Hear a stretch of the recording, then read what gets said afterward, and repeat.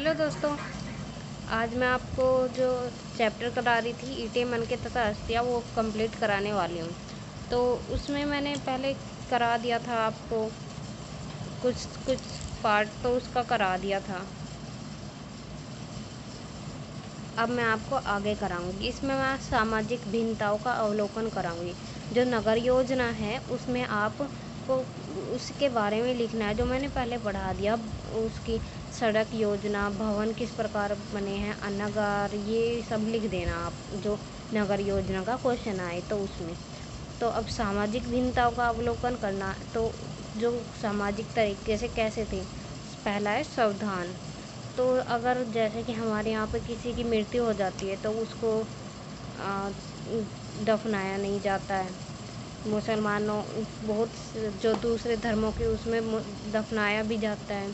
तो अलग अलग प्रकार, तो इनको देखते ही ये क्या करते थे। पहला पिरामिड, हड़प्पा सभ्यता के लोग धन संपत्ति दफनाई जाती थी। जैसे हमारे पिरामिड है ना, जो मिले हैं उनमें हमें हड़प्पा सभ्यता के लोग की धन संपत्ति दफनाई हुई मिली है। मृतकों को खड्डों में दफनाते थे।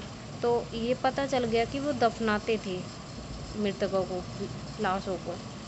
खड्डों में आभूषण, मृतभांड, अनाज मिले हैं। तो जो ईंटों जो खड्डे हैं उनमें जो किसी भी व्यक्ति की मृत्यु हो जाती थी तो उस समय जो लोग मृत्यु होने के बाद उनके जो चीज़ भी उन्हें पसंद थी उनको भी उनके साथ ही दफना दिया जाता था। खड्डों में ईंटों की चिनाई की गई थी। तो जो जिस खड्डे में उस व्यक्ति को दफनाया जाता था या दफनाया जा रहा होता था उसको ईंटों से बनाया जाता था। सभी नहीं बनाए जाते थे, कुछ कुछ ऐसे करते थे, कुछ कुछ खड्डे ईंटों से बनाए जाते थे। आभूषण स्त्री व पुरुष दोनों के शरीर पर मिले हैं। यानी कि ये पता चलता है कि आभूषण उस समय राजाओं की तरह पुरुष भी पहनते थे और स्त्रियाँ भी पहनती थी। तांबे के दर्पण से भी दफनाया गया है। मतलब कि जब उसको दफनाया गया था तो अभी बताया ना मैंने, आभूषण, मृतभांड, अनाज मिले हैं। तो ये जो दर्पण है ये भी मिला है। तो नेक्स्ट है पुरावस्तुएं। सामाजिक भिन्नताओं का पता लगाने के लिए पुरावस्तुओं को दो भागों में बांटते हैं। यानी कि जो सामाजिक है, पहले क्या बोल लिया है सामाजिक भिन्नता, ये पता लगाने के लिए पहले तो उपयोगी चीज़ें एक अलग करते हैं और विलास की वस्तुएं, रोजाना काम आने वाली वस्तुएं। और जैसे रोजाना काम आने वाली उपयोगी वे वस्तु कौन सी होगी, मृत भांड, चक्कियाँ, सुइयाँ, झावा, ये हो गई।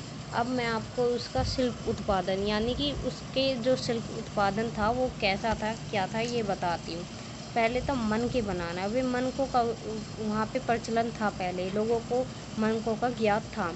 मन के बनाने की सभ्यता में निपुण थे। तो वो मन के बहुत अच्छी तरीके से बना लेते थे। स्त्रियाँ खासकर मनके की ही माला पहनती थी।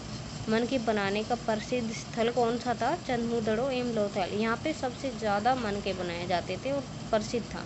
इसके अलावा हड़प्पा और मोहनजोदड़ो में भी ये मन के बनाए जाते थे।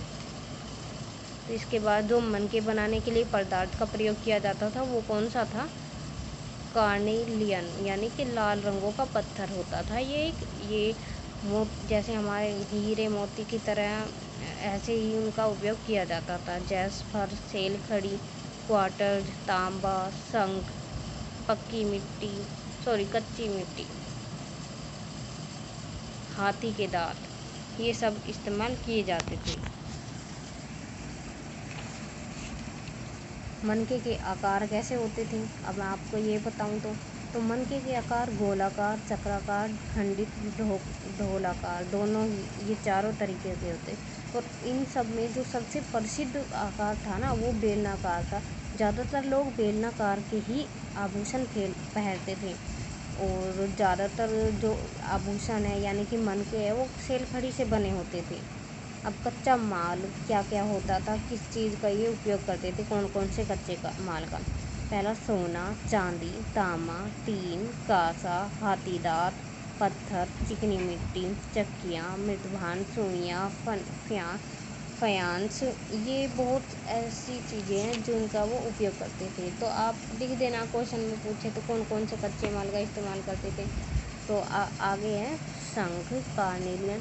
जैस्पर, स्फटिक, क्वार्ट्ज, सेलखड़ी, लाजवर्ड मणि, कपास, हड्डियाँ, त्याग हुआ माल, कूड़ा करकट एवं लकड़ियाँ। तो ये सब कच्चा माल था जिनका वो उपयोग करते थे।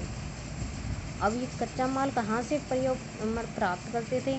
तो चिकनी मिट्टी तो इनको हरियाणा में जो बनावली है ना, वो वहाँ से प्राप्त की। और दूसरा स्थान था उनका चोलिस्तान, जो कि अब पाकिस्तान में है। शंख से बनी हुई, तो शंख से बनी हुई चीज़ ये नागेश्वर एवं बालाकोट से प्राप्त करते थे। कपास ये लोथल और रंगपुर, धोलावीरा इनसे प्राप्त करते थे।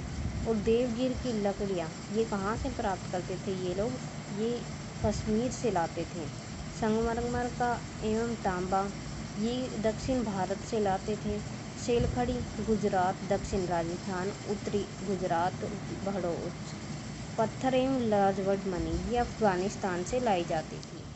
अगर आपको ये वीडियो अच्छी लगे तो लाइक कर देना और चैनल को सब्सक्राइब कर देना। अगर आपको लगता हो आपके फ्रेंड को भी ये चाहिए तो शेयर कर देना।